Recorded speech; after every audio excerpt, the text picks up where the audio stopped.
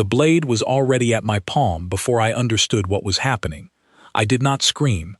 I did not pull back. I simply stood there, frozen, in the grand hall of the Concord vessel Meridian, surrounded by beings from 100 worlds, while a tall, silver-skinned dignitary named Voss Kale pressed the edge of a ceremonial knife into my skin and smiled like he had already won something. My name is Ren Colton. 3 weeks earlier, I had been nothing more than a junior aide assigned to humanity's first delegation to the Concord Council, the ancient alliance of star nations that decided which species were fit to join the greater galaxy. I was not important. I was not a soldier, not a scientist, not a diplomat with real power. I was simply the person who carried folders, translated small talk, and stood quietly in the background, while my superiors tried to convince a room full of skeptical aliens that humanity deserved a seat at their table. That night, we did not get a seat. We got mocked instead. The reception hall glittered with soft blue light that pulsed like a heartbeat from the ceiling, matching the rhythm of some ancient song none of us understood. Alien nobles floated past on repulsor discs, wrapped in robes that shimmered like oil on water. Every one of them looked at the human delegation the way you might look at a stray animal that had wandered into a palace. Curious, amused, slightly disgusted. Voss Kale, a senior representative of the Thren Dominion, had been circling our group all evening, dropping comments meant to sting. He called our clothing primitive. He called our language clumsy, full of noise instead of meaning. He called our very presence in the Concord vessel an experiment that had already failed. My superior, Ambassador Lucas Bennett, kept smiling through it, kept nodding, kept trying to redirect the conversation toward trade agreements and colonial boundaries. I admired him for that patience. I did not have it myself. Every insult landed on me like a small stone, and by the end of the night, I had a pile of them sitting heavy in my chest. Then Voss Kale turned to me directly. "You," he said, his voice smooth and cold, like metal left out in winter. "The quiet one. Tell me, human, do you bleed the way your ambassador claims? Or is that another exaggeration your species is famous for?" I should have stayed silent. I should have let it pass, the way Ambassador Bennett always did. But something in his tone, something in the way the entire hall turned to watch, made the words slip out of me before I could stop them. "We bleed just fine," I said.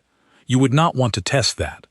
It was meant as nothing more than a tired joke, a way to deflect the tension. Instead, Voss Kale's eyes lit up with interest, the way a predator's eyes light up when something small finally moves. "A dare," he said, delighted. "How refreshingly primitive."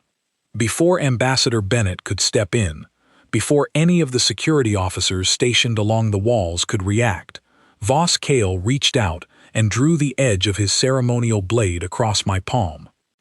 It happened so fast that for a moment I only felt pressure, not pain.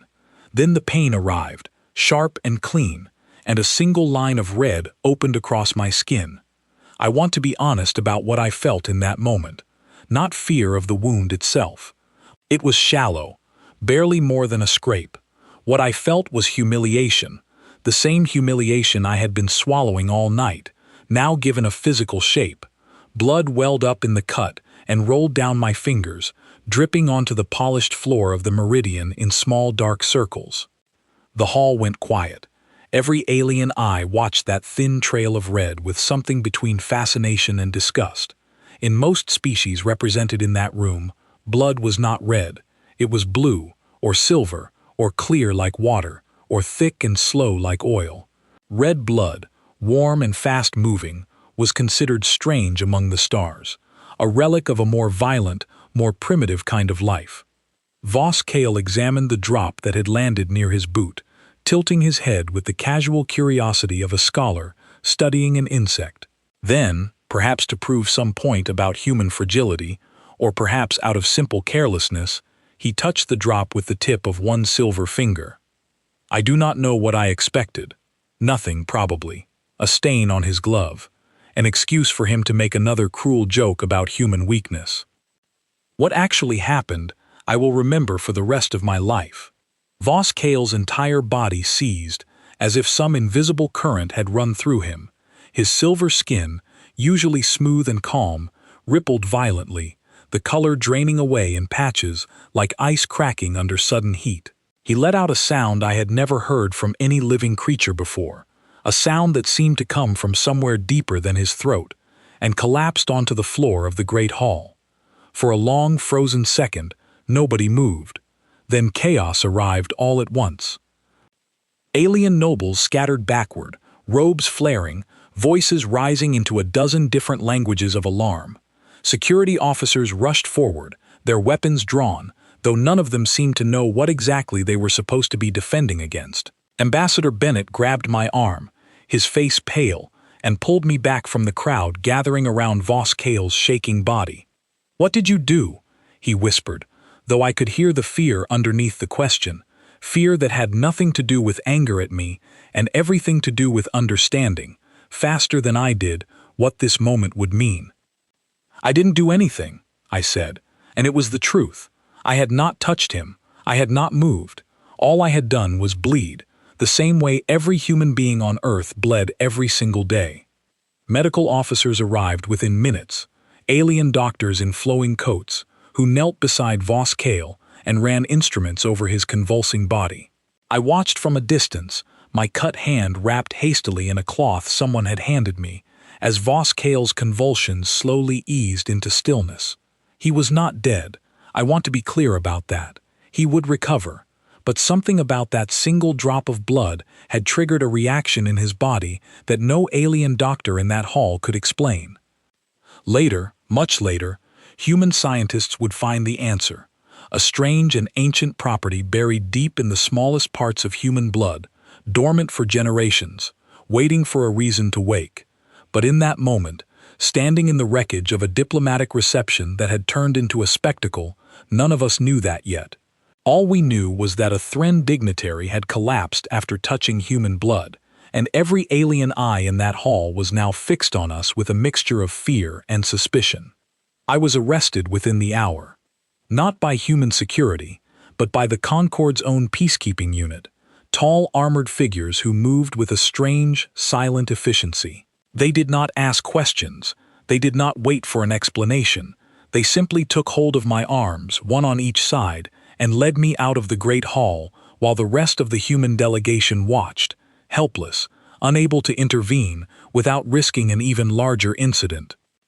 Ambassador Bennett tried to follow, tried to speak, tried to explain that this had been an accident, that I had not attacked anyone, that the blade had been drawn by Voss Kale himself.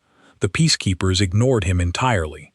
Their orders, it seemed, had already been decided somewhere above his authority, somewhere in the higher chambers of the Concord Council, where decisions moved faster than truth ever could.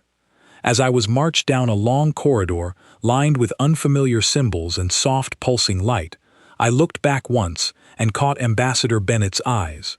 He looked older in that moment than I had ever seen him look before. Not angry, afraid. Afraid in a way that told me this was not going to end with a simple apology and a return to the reception hall. The corridor gave way to a holding chamber, small and sealed, with walls that seemed to hum faintly with restrained energy. I was placed inside, and the door closed behind me with a sound like a held breath being finally released. I sat alone in that chamber for what felt like hours, my injured hand throbbing beneath its makeshift bandage, replaying the entire evening over and over in my mind. The insults, the blade, the single drop of blood, the way Voss Kale's body had convulsed the moment he touched it. I did not know it yet, but that single drop had already begun traveling faster than I could imagine, spreading through secure channels and encrypted reports, reaching ears far beyond that reception hall. Somewhere in the highest chambers of the Concord Council, delegates who had never taken humanity seriously were suddenly paying very close attention. Somewhere on distant worlds, military analysts were pulling up old files on human biology, files that had been dismissed as unimportant for years, and reading them again with new and urgent interest. And somewhere far behind me, back on a small blue world orbiting an unremarkable yellow star, people were about to receive news that would change everything they thought they knew about their place among the stars. I did not know any of that yet. All I knew, sitting alone in that humming chamber, with dried blood still staining my palm, was that something small and painful had just happened to me, and that it was already far bigger than I understood. The door of my cell was locked from the outside, but the true door that had opened that night was not one that could be closed again. Somewhere in the depths of that ancient station, whispers were already moving from mouth to mouth, screen to screen, ear to ear. A human had bled, and an ancient being had fallen.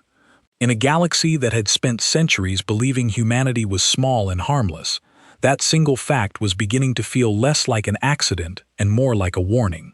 I pressed my back against the cold wall of the cell and closed my eyes, trying to steady my breathing. Whatever happened next, I understood one thing clearly, even then, even before I had any proof to support it. This was not over. It had only just begun. The tribunal chamber was colder than any room I had ever stood in, and I do not mean the temperature. 3 days after the incident in the Great Hall, I was brought before a panel of Concord judges, 7 beings from 7 different worlds, seated high above me on a curved bench that seemed designed to make every prisoner feel smaller than they already were. I stood alone at the center of the chamber, my wrists bound in restraints that hummed faintly against my skin, while a wall-sized screen behind the judges replayed the events of that night over and over again. Except it was not the truth being replayed. It was something else entirely. The footage had been altered. In this new version, Voss Kale did not draw his blade first. Instead, the recording showed me lunging toward him, my hand outstretched, as if I had intended some kind of attack from the very beginning. The cut on my palm was barely visible, and the moment where he touched the drop of my blood himself, out of his own curiosity, had been quietly removed. What remained was a story engineered to make humanity look dangerous and unprovoked, a species that could not be trusted among civilized worlds. I wanted to shout that it was a lie. I wanted to point at the screen and demand that someone check the original recording, the one I knew existed somewhere in the station archives. But every time I opened my mouth to speak, one of the judges raised a hand, silencing me before I could get more than a few words out. "The evidence is clear," said the lead judge, a broad-shouldered being named Doran Vex, whose skin shifted color slightly with every word he spoke, like a living mood indicator. A representative of the Thren Dominion was gravely injured during a diplomatic reception as a direct result of contact with human biology. This is not the first time concerns have been raised about the unpredictable and volatile nature of your species. "It was an accident," I said, finally managing to get the words out. "He touched my blood himself. He cut me first. I never touched him." "The footage does not support that account," Doran Vex said, his tone final, closing the door on any further argument before I could push through it. I looked past him, toward the far end of the chamber, where Ambassador Lucas Bennett sat with 2 other members of the human delegation, all 3 of them wearing the same expression of helpless frustration. Bennett had spent every hour since my arrest trying to get access to the original recording, trying to reach anyone in the Concord administration who might listen to reason. From the look on his face now, I understood that none of it had worked. The judges withdrew into a private chamber to deliberate, though I suspected the outcome had already been decided long before they ever sat down. I stood alone in the tribunal room, flanked by silent peacekeepers, and waited. When they returned, Doran Vex did not waste time on ceremony. "By unanimous decision of this tribunal," he said, "the human known as Ren Colton is found responsible for an unprovoked act of aggression against a Concord representative. Given the demonstrated instability of human biology and the clear danger it poses to other member species, this tribunal recommends immediate and indefinite containment of the prisoner, pending further review." Containment. The word landed in my chest like a stone dropped into still water, sending ripples of understanding through me that took a moment to fully settle. This was not a short sentence. This was not something that would end with an apology and a quiet release back to Earth. This was meant to last, meant to make an example of me, meant to be the beginning of something much larger than my own fate. I was not wrong about that last part. Before the peacekeepers could lead me away, One of the other judges, a smaller being with pale, translucent skin, named Alira Sen, raised a hand of her own, a small gesture that seemed to carry more weight than she perhaps intended. "There is a further matter," she said, her voice quieter than Doran Vex's, but somehow carrying just as much authority. "Given the demonstrated danger of human biology and the incident's implications for interspecies safety, this council recommends an immediate review of humanity's provisional status within the Concord." I did not fully understand the significance of those words in that moment. I understood it within hours, once I had been placed into a proper holding cell, and Ambassador Bennett was finally allowed a brief visit, his face gray with exhaustion and something that looked very close to grief. "They are not just holding you," he told me through the thin barrier separating us. "They have frozen everything. Trade negotiations, colonial recognition, access to Concord shipping lanes. As of 2 hours ago, Earth has been formally quarantined." I stared at him, trying to process the size of what he was describing.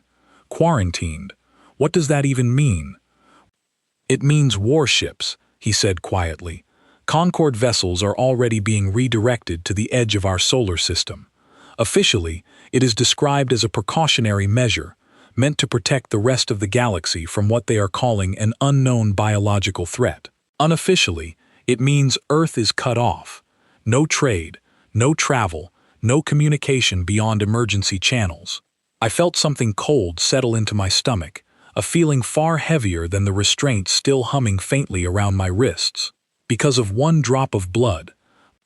"Because of fear," Bennett said, and for the first time since I had known him, I heard real anger in his voice. Anger aimed not at me, but at the entire system that had turned a single accident into a galaxy-wide crisis within the span of 3 days. "Fear moves faster than truth, Ren. It always has. Somewhere out there, someone decided it was easier to believe humanity is dangerous than to admit that one of their own dignitaries made a foolish mistake." I asked him, quietly, if there was anything that could be done, any appeal, any evidence that might still turn the tide before it grew any larger. He was silent for a long moment before answering, and that silence told me more than any words could have. "I have requested access to the original recording 3 times, he said. "Each request has been denied. I have reached out to 2 other delegations that might have sympathized with our position. Both have declined to get involved, afraid of associating themselves with whatever this becomes. I am sorry, Ren. I do not have good news to bring you." They allowed him one final visit before I was formally transferred out of the Meridian and into a long-term containment facility, a cold and distant place built specifically to hold prisoners the Concord considered too dangerous for standard confinement. Before he left, Bennett leaned close to the barrier separating us and said something I would carry with me through every difficult day that followed. "Whatever happens to you here," he said, "know that Earth will not forget this. I do not know how, I do not know when, but a species does not simply accept being erased from the stars without a response. You are not alone in this, Ren, even if it feels that way right now." I wanted to believe him. Sitting in that cell, stripped of my rank, my freedom, and any real hope of a fair hearing, it was difficult to hold on to anything beyond the immediate weight of my own situation. The transfer happened 2 days later. I was moved under heavy guard through corridors I did not recognize, placed aboard a transport vessel bound for a facility whose name I was never given, and left there in a cell far smaller and far colder than the one I had occupied before. No windows, no communication devices, only a single data terminal that occasionally displayed news, filtered and approved by Concord administrators. A small controlled window into a galaxy that had already decided what kind of story it wanted to tell about humanity. Through that terminal, over the following weeks, I watched the story grow and shift, in ways that made my stomach turn every time. Reports described humanity as an emerging threat, a species whose biology carried unknown dangers, a species that could not be trusted with the responsibilities of galactic citizenship. My own name appeared in several of these reports, twisted into a symbol of everything the Concord claimed to fear about us. What those reports never mentioned, what I suspected they deliberately avoided mentioning, was Earth's response. I did not know it then, sealed away in that quiet, controlled cell, but back home, something was shifting in ways the Concorde had not anticipated. Nations that had spent decades locked in old rivalries were beginning to speak with each other in urgent, private channels. Scientists who had spent years studying human biology out of simple curiosity were suddenly being called into secure laboratories, tasked with understanding exactly what had happened aboard the Meridian and why. I would not learn the details of those early weeks until much later, pieced together from smuggled reports and quiet conversations with people who had lived through them directly. But even from inside that isolated cell, I could sense something changing in the tone of the news reports that reached me, a growing unease in the careful language used by Concorde officials whenever Earth was mentioned. They were not simply dismissing us anymore. They were watching us, carefully, nervously. One evening, if the artificial lighting cycle of my cell could be called evening, the terminal flickered with an incoming transmission that had somehow slipped past the usual filters, a brief and heavily encrypted message meant only for me. I did not recognize the sender, but the message was short, and it was written in plain human language, a small comfort in a place surrounded by unfamiliar symbols and cold alien voices. It read simply, "They think they have silenced us. They have only made us listen closer to ourselves." I read those words a dozen times before the terminal automatically wiped the message from its memory, as if it had never existed at all.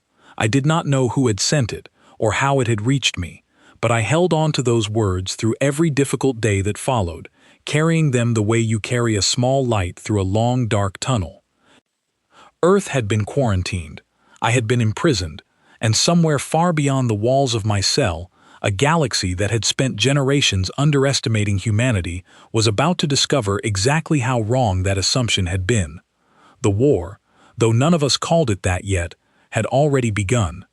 It had begun the moment a single drop of blood touched an unwilling hand, and no tribunal, no altered recording, and no quarantine line drawn at the edge of a solar system was going to be enough to stop what that single moment had set into motion. Dr. Nadia Prescott had been awake for 31 hours when the sample finally gave her an answer. She would tell me this story herself, months later, sitting across from me in a briefing room that smelled of recycled air and burnt coffee. But in that moment, alone in an underground laboratory beneath the city of Geneva, she had no idea that the numbers glowing on her screen were about to change the course of human history. The sample in question was a single vial of my blood, drawn before my arrest and quietly transferred to Earth through diplomatic channels before the quarantine closed every door behind it. Nadia had been assigned to a small, hastily formed research team, tasked with a single question that had suddenly become the most important question on the planet. Why had a drop of human blood caused a Thren dignitary to collapse in agony? For days, the team had run every test they could think of, comparing my blood against samples from dozens of other volunteers across every continent. The results were consistent, and they were strange. Buried deep within human hemoglobin, in a structure so small that earlier generations of scientists had dismissed it as biological noise, was a compound that had no clear purpose. It did nothing under normal conditions. It simply sat there, dormant, present in every human being tested, as if it had been waiting for something. Nadia found the answer by accident, the way most important discoveries happen. She had been testing the sample under conditions that mimicked stress, exposing it to the same hormones the body releases during moments of fear or danger. The compound reacted instantly, transforming into something active, something aggressive, something that spread through the sample like a signal searching for a target. When she cross-referenced this activated compound against records of Thren biology, shared reluctantly by a handful of Concorde scientists who still believed in cooperation over fear, she found her answer. Thren physiology processed certain neural signals in a way that made them catastrophically vulnerable to this activated human compound. It did not need to be delivered through force or intention. Simple contact was enough, if the blood had been shed under conditions of stress or threat. In other words, humanity's own body carried something built for exactly the kind of danger it now faced. Not a weapon designed by any government or laboratory, but something ancient, buried in our biology since long before we ever left our home world, an inheritance from generations that had survived through hardship none of us could fully imagine. Nadia brought her findings to a room full of tired, frightened officials from a dozen different nations, gathered together for the first time in decades without the usual walls of politics and rivalry standing between them. She would later describe that meeting as the moment humanity stopped arguing about who was right and started asking, together, what they were going to do next. I was not there to witness it myself, still locked away in my cell aboard a Concorde facility, but I have heard the story enough times now to picture it clearly. General Elena Marsh, a broad-shouldered woman with steel-gray hair and a voice that carried without needing to be raised, stood at the head of that long table and said the words that would define everything that followed. "They think this is a threat to be contained," she said. "They are wrong. This is not a threat. This is a message. Somewhere in our own blood, something has been waiting for us to need it.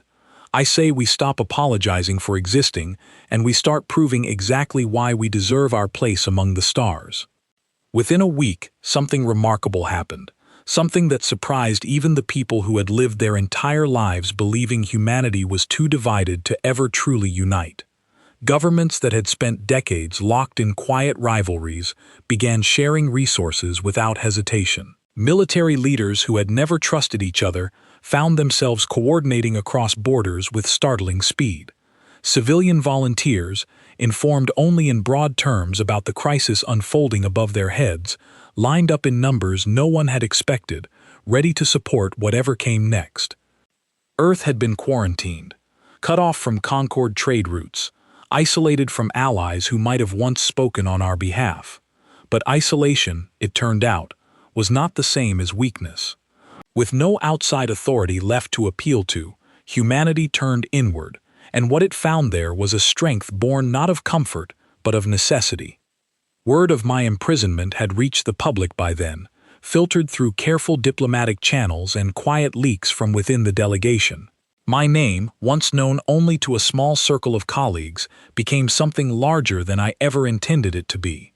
I became a symbol, not because of anything heroic I had done, but simply because I had been the one standing there when the truth of our biology first revealed itself to a galaxy that had underestimated us. Nadia's research became the foundation for something both scientific and deeply human. Laboratories across the world began working around the clock, not to create new weapons from nothing, but to understand and refine what already existed within us. Serums derived from activated human blood compounds were developed carefully, tested rigorously, designed not for casual harm, but as a last line of defense, a way to ensure that no ship, no soldier, and no world would ever again be as vulnerable as Earth had been in that first tense meeting aboard the Meridian. Shipyards that had once produced slow, modest vessels for scientific research were retooled almost overnight, their engineers working double shifts to design something faster, something capable of standing against the vast and ancient fleets of the Concorde. Progress was not smooth, mistakes were made, early prototypes failed spectacularly, and more than a few engineers lost sleep and patience trying to solve problems that had never been faced by any human designer before. But slowly, steadily, something began to take shape. A fleet, small compared to the vast armadas commanded by older civilizations, but built with a determination that no ancient species could easily match. Every ship carried not just weapons and shielding, but something else entirely, something the Concorde had never accounted for when they decided humanity was a problem best contained and forgotten. I learned much of this only in fragments, smuggled to me through methods I would not fully understand until later, hidden within seemingly harmless data packets that slipped past the filters of my captors. Brief messages, coded phrases, a single sentence that appeared on my terminal late one cycle, carrying more hope than any full report could have delivered. "They are building something for you, Ren. Hold on." I did not know exactly what that meant, not then. I only knew that somewhere far beyond the walls of my cell, on a small world that the rest of the galaxy had long dismissed as insignificant, something extraordinary was taking shape. Not born from anger alone, though anger played its part. Born from the simple, stubborn refusal of an entire species to disappear quietly, simply because someone with more power had decided that was the safer story to tell. The Concorde had built its quarantine, expecting silence and surrender on the other side.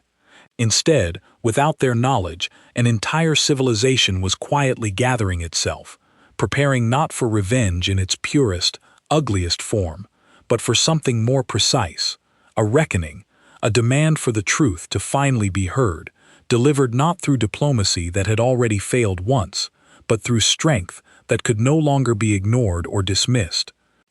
Every day that passed in my cell felt like an eternity, but somewhere beyond those walls, each of those same days was being used with purpose.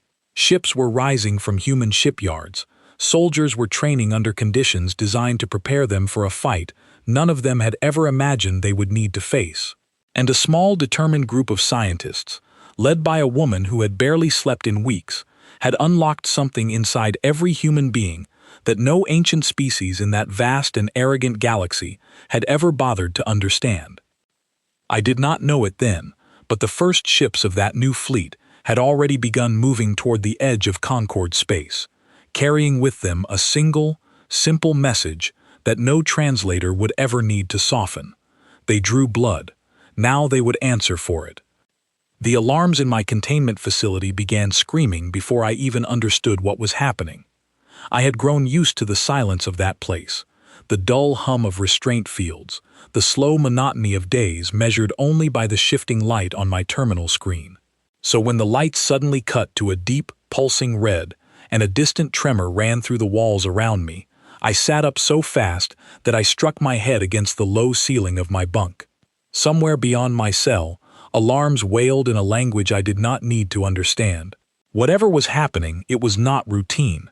My door, sealed for weeks by a lock I had never once seen open from the inside, suddenly hissed and slid apart, revealing not a peacekeeper in Concorde armor, but a face I recognized instantly, even though I had never expected to see it again. Captain Owen Blake had been a name in old briefing documents before he became flesh and blood standing in my cell doorway, dressed in dark tactical gear that bore no insignia I recognized, a rifle slung across his back that looked nothing like anything humanity had carried when I left Earth months earlier. "Ren Colton," he said, his voice steady, despite the chaos audible just beyond the corridor behind him. "We are getting you out. Move now, questions later." I did not need to be told twice. Weeks of confinement had left my legs stiff and slow, but adrenaline pushed me forward as Blake guided me out into a corridor filled with drifting smoke and flickering emergency lighting. Around us, small teams of human soldiers moved with quiet, practiced efficiency, securing checkpoints, disabling security systems, working through the facility like they had studied every inch of its layout long before setting foot inside it. "How?" I managed to ask, my voice hoarse from disuse. "How did you even find this place?" "Intelligence smuggled out over the last 2 months," Blake said, moving quickly along the corridor while scanning every side passage we passed. Pieced together from encrypted messages, sympathetic contacts inside Concorde administration, and more hours of analysis than I care to think about. Ambassador Bennett never stopped pushing for this. Neither did the people back home. We reached a docking bay where a sleek human vessel waited, its hull scarred but sturdy, clearly built and rebuilt under pressure rather than luxury. As we boarded, I caught sight of the facility's exterior for the first time in weeks, and what I saw took my breath away entirely. Beyond the docking bay, space itself seemed alive with motion. Human ships, more of them than I had ever imagined humanity capable of building in such a short time, moved in coordinated formations against a backdrop of Concorde vessels far larger and more heavily armed. It should have been an impossible fight. And yet, watching from the viewport as our ship pulled away from the facility, I understood immediately that this was not simple recklessness. Every human vessel carried something the Concorde ships clearly feared. I watched as one of our smaller ships allowed itself to be boarded by Concorde soldiers, only for those same soldiers to retreat in sudden disarray moments later, their movements confused and hesitant in a way that had nothing to do with any weapon I recognized. Word had clearly spread throughout the Concorde fleet about what human blood could do to certain biologies, and that fear alone was doing as much damage to their coordination as any direct engagement could have. "We are not trying to destroy them," Blake explained, noticing my expression as I watched the battle unfold. "We are trying to make them hesitate long enough to force a real conversation. Every ship out there has been ordered to prioritize disabling and boarding actions over destruction. This is not about wiping anyone out. It is about proving we cannot simply be erased." I nodded slowly, still trying to absorb the scale of what humanity had built in the months since my imprisonment. As our ship maneuvered through the chaos toward a larger vessel, waiting at a safe distance, Blake filled in details I had missed entirely while sealed away in my cell. Earth's fleet, though still smaller than any single Concorde battle group, had been designed around speed, coordination, and the strange new advantage discovered in our own biology. Specialized units, trained specifically in boarding actions, carried sealed containers of serum derived from activated human blood compounds, deployed carefully during confrontations to incapacitate hostile crews without lasting harm. It was not a weapon of destruction. It was a weapon of persuasion, forcing enemies to retreat rather than fight, buying humanity time and leverage it had never possessed before. The plan, as Blake explained it, had never been simple invasion or revenge. It had been built around a single, focused objective: force the Concorde Council to acknowledge the truth behind the incident that started this entire crisis, and negotiate an end to the quarantine that had cut Earth off from the rest of the galaxy. We docked with the larger vessel, and I was led quickly through corridors filled with the quiet, controlled urgency of a crew fully committed to their mission. In the command center, I found General Elena Marsh standing before a wide display showing the unfolding engagement, her expression calm despite the chaos reflected in the data streaming across her screens. "Ren Colton," she said, without turning from the display immediately. "Good to finally see you in person. I understand you have had quite an eventful few months." "That's one way to put it," I said, still adjusting to the sudden shift from isolation to the center of a battle I barely understood. "We are heading toward Thren Prime," Marsh said, finally turning to face me directly. "Not to conquer it, not to destroy it, but to force a conversation the Concorde Council has been avoiding since the night you were arrested. Ambassador Bennett is already aboard, ready to negotiate the moment they are willing to listen. Your testimony, and the unaltered recording our teams recovered from the Meridian's archives before your transfer, will be central to that conversation." I felt something tighten in my chest, a mixture of hope and lingering disbelief. "You have the real recording." "We do," Marsh confirmed. "It took months of careful work by people risking far more than I am comfortable admitting. But we have it, and it will make the truth impossible to dismiss any longer." The following hours passed in a blur of tense coordination as our fleet approached Thren Prime, the heavily defended homeworld of the very species whose dignitary had started this entire crisis with a single careless cut. Concorde forces mobilized quickly to intercept us, and for a moment it seemed as though the calm, controlled strategy Marsh had described might collapse into something far more chaotic and dangerous. I stood in the command center, watching as human ships executed maneuvers that should have been impossible for a fleet so young, weaving between larger Concorde vessels, using precise, non-lethal tactics to disable engines and communication arrays rather than destroy the ships outright. Every action seemed calculated to send a single, unmistakable message. Humanity was not here to conquer. It was here to be heard. At the edge of Thren Prime's defensive perimeter, our fleet encountered its most serious test yet, a coordinated Concorde battle group attempting to block our approach entirely. For several tense minutes, it seemed as though negotiation might slip away entirely, replaced by an escalation none of us wanted. Then, unexpectedly, one of the larger Concorde vessels broke formation, its communication array flashing an urgent signal that Marsh's officers quickly translated. It was not a threat. It was a request, a request to speak directly with representatives of the human fleet, issued not by military command, but by a member of the Concord Council itself, someone clearly recognizing that this confrontation could no longer be resolved through force alone. Marsh turned to me, her expression steady but not without a flicker of cautious relief. "It seems our message has finally been received," she said. "Get Ambassador Bennett. It looks like we are finally going to have that conversation." As officers scrambled to arrange the connection, I found myself standing quietly near the command center's main viewport, looking out at the tense standoff between human and Concord vessels suspended against the distant curve of Thren Prime. Whatever happened next, I understood clearly that we had already changed something fundamental. Humanity was no longer a quiet, easily dismissed presence at the edge of galactic affairs. We had answered the insult delivered months earlier in that glittering reception hall, not with silence and not with senseless destruction, but with a demonstration of exactly how far an underestimated species would go to defend its right to simply exist, unafraid and unashamed, among the stars it had once been told it did not deserve to reach. The Concord had wanted silence. What they had received instead was a message no translator would ever need to soften, delivered not through anger alone, but through the steady, unshakable resolve of an entire world that had finally decided it would not be erased.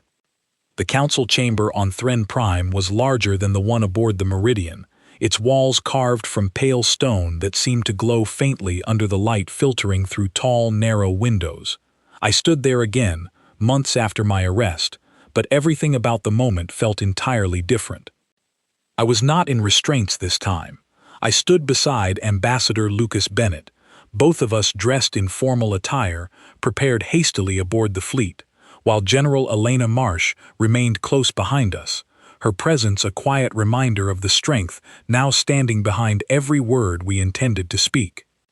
Across the chamber, the same Concord Council that had once condemned me without hesitation now sat in careful, measured silence, their expressions difficult to read, but their posture unmistakably different from the confident dismissal I remembered from my tribunal. Doran Vex was present, his shifting skin tone settling into something closer to pale gray than the confident hues I remembered. Illyra Sin sat near him, her translucent skin catching the light in a way that made her look almost fragile, despite the authority she still carried. At the center of the gathered council, a seat had been arranged for Voss Kale himself, recovered fully from his collapse months earlier, though something in his posture suggested the experience had left more than just a physical mark behind. He did not meet my eyes immediately, and I found a strange, quiet satisfaction in that small detail, though I reminded myself firmly that this moment was not about personal vindication. Ambassador Bennett opened the proceedings, his voice calm and measured, despite everything we had endured to reach this point. "We are here," he said, "not to demand punishment, and not to seek conquest. We are here because a species was condemned based on a lie, and because that lie was allowed to grow into an act of aggression against an entire world. We ask only for the truth to finally be acknowledged."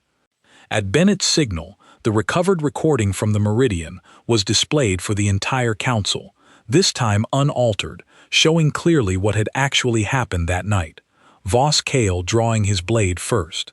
My own reluctance and confusion. His deliberate choice to touch the drop of blood himself, driven by curiosity rather than any action on my part. The chamber remained silent as the recording played, and I watched several council members exchange uneasy glances, clearly recognizing the gap between what they had been told and what had truly occurred. When the recording ended, Doran Vex was the first to speak, his voice noticeably less certain than it had been during my tribunal. "This recording," he said slowly, "differs significantly from the version presented to this council previously." "Because the version you were shown was altered," Bennett said firmly, though without unnecessary anger, deliberately, to protect a narrative that painted an entire species as dangerous, rather than admit that a single individual made a reckless choice. Illyra Sin leaned forward slightly, her expression difficult to read, but her tone carrying genuine concern. "If this is accurate, then the quarantine imposed upon Earth was based on false premises. It was, Bennett confirmed, and the cost of that false premise has already been significant. Lives disrupted, trust broken, a species pushed to defend itself simply to be heard. I stepped forward then, feeling the weight of every eye in that chamber settle onto me, though this time it did not feel like the same helpless vulnerability I had experienced during my tribunal. I spoke slowly, choosing each word with care. "I stood in this position once before," I said, unable to defend myself against a story that had already been decided before I ever opened my mouth. "I do not stand here today, seeking revenge against anyone in this room. I stand here asking this council to understand something simple. Humanity did not choose this conflict. It was forced upon us, through fear and misunderstanding, and we responded not with senseless destruction, but with a demand to finally be heard fairly." Voss Kale finally raised his eyes to meet mine, and for a long moment, neither of us spoke. When he finally did speak, his voice carried none of the arrogance I remembered from that glittering reception hall months earlier. "I underestimated your species," he said quietly, "and in doing so, I set into motion consequences far greater than I ever intended. I did not expect a single, foolish moment of curiosity to cost as much as it has." He paused, then added, "For my part in this, I offer my apology, both to Ren Colton directly and to the world he represents. It was not everything. It did not undo the months of imprisonment, the fear experienced across an entire planet, or the tense, dangerous confrontation that had brought our fleet to the edge of his homeworld. But it was a beginning, an acknowledgement that had been entirely absent from every previous interaction between our two species." The council deliberated for the remainder of that day, and though the process was far from simple, by its conclusion, several key decisions had been reached. The quarantine imposed upon Earth was to be lifted immediately, with formal acknowledgement issued regarding the false premises used to justify it. Humanity's provisional status within the Concord was upgraded, not simply reinstated to its previous uncertain standing, but elevated in recognition of the resolve demonstrated throughout the crisis. More significantly, for the first time since humanity had first encountered the wider galaxy, we were invited to participate directly in future council discussions, not as a species under evaluation, but as a recognized voice among the many worlds gathered within the Concord. It was not equality in every sense, not yet, but it was a foundation neither dismissed nor easily ignored. I remained in that chamber long after the formal proceedings concluded, standing quietly near one of the tall windows, looking out at the pale, distant light of Thren Prime's sun. Ambassador Bennett found me there eventually, his expression carrying a mixture of exhaustion and quiet relief that mirrored my own feelings entirely. "You did well in there," he said, standing beside me at the window. "Better than I expected, given everything you have been through." "I did not do it alone," I said, thinking of Nadia Prescott's tireless research, of General Marsh's careful strategy, of Captain Blake's quiet courage during my rescue, of an entire planet that had chosen unity over division when it mattered most. None of us did. Bennett nodded slowly, his gaze drifting toward the distant stars visible through the window. "It is strange, is it not," he said, "how a single, small moment can reveal so much. A drop of blood, spilled by accident, ended up teaching an entire galaxy something it clearly needed to learn." I thought about his words for a long moment before responding. "Maybe that is simply how it always works," I said. "The smallest moments often carry the greatest consequences, especially when they reveal a truth someone else would rather have ignored." In the months that followed, life slowly began returning to something resembling normal, though nothing about our place among the stars would ever be quite the same as it had been before that night aboard the Meridian. Earth's fleet, once built hastily under the pressure of crisis, remained active, though its purpose shifted gradually from confrontation toward cooperation, participating in joint exercises with Concord forces who had once viewed us with nothing but suspicion. Nadia Prescott continued her research, working now alongside scientists from several other species, all of them eager to better understand the strange, ancient property buried within human biology that had proven so consequential. Her findings, shared carefully and deliberately, helped foster a new kind of respect between humanity and the wider galaxy, built not on fear, but on genuine curiosity and mutual benefit. General Marsh remained an influential figure within Earth's defense forces, though she often spoke publicly about hoping that the strength humanity had discovered within itself would never again need to be tested through conflict.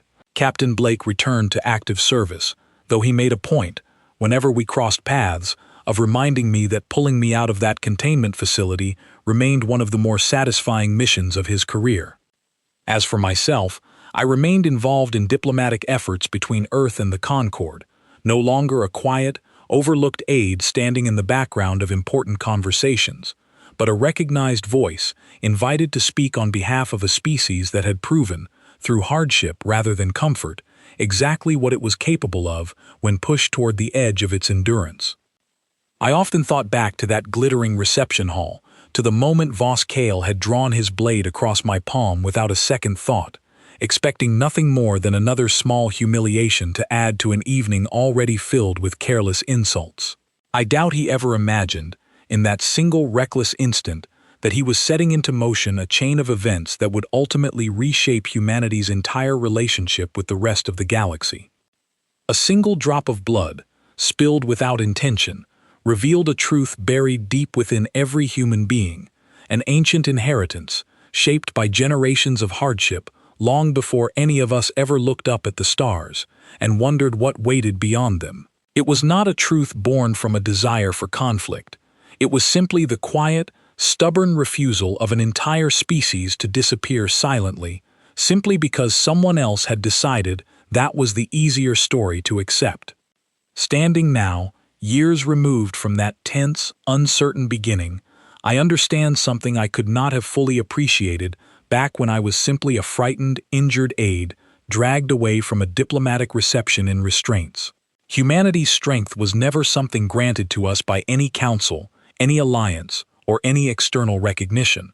It had always been present within us, waiting quietly, the same way that ancient compound had waited silently within our blood for generations, ready to answer whenever the moment finally demanded it. The galaxy had once looked upon humanity with quiet dismissal, viewing us as fragile, primitive, and unworthy of true consideration among the vast alliance of older, more established species. That perception did not change through grand gestures or overwhelming shows of force.